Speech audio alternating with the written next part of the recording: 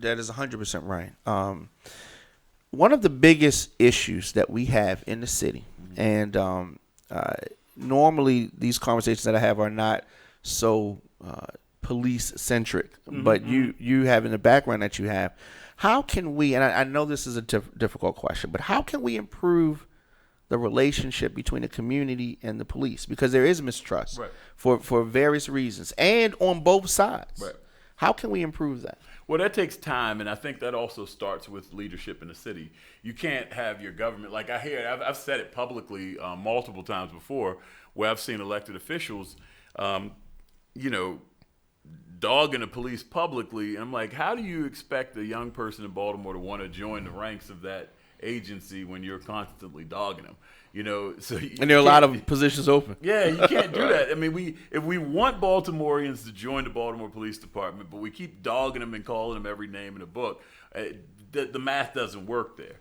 But there's a responsibility, and we have to instill in the fact that police officers are leaders in their communities, and they're Absolutely. role models, whether they like it or not. And customer service is one of my big things. Customer service needs to be improved throughout government, not just in the police department, but throughout government.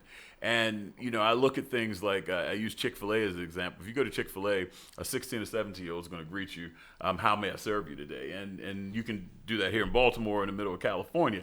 They're going to greet you the same way. We need better customer service.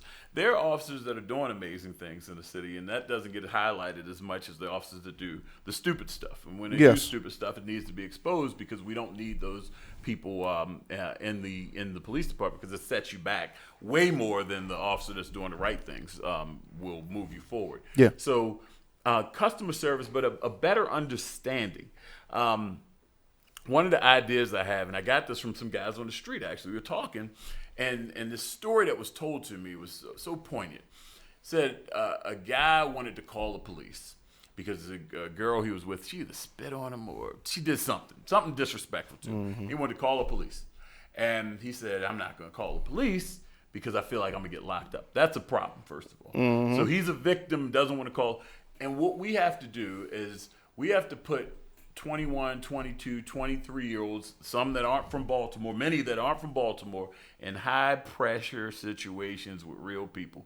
They need to understand that this 25-year-old who's been locked up before is now trying to humble himself to call the police and say, she spit on me. This big argument's going to ensue, and they're going to probably be yelling at you, and it's not your responsibility to say, if y'all don't shut up, I'm going to lock both of y'all up.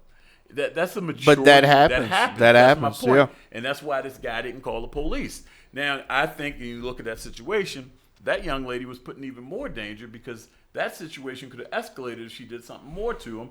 And the root cause would have been the trust. So de-escalation is a big deal. It's not a bad word. De-escalation is a big deal. Officers need to know they're going into environments where people aren't going to be the best communicators, aren't going to know how to de-escalate themselves, but you have to help bring it down. If you're escalating with them, then we're just going to have drama. Yeah, absolutely. And that's it right there. I mean, that's no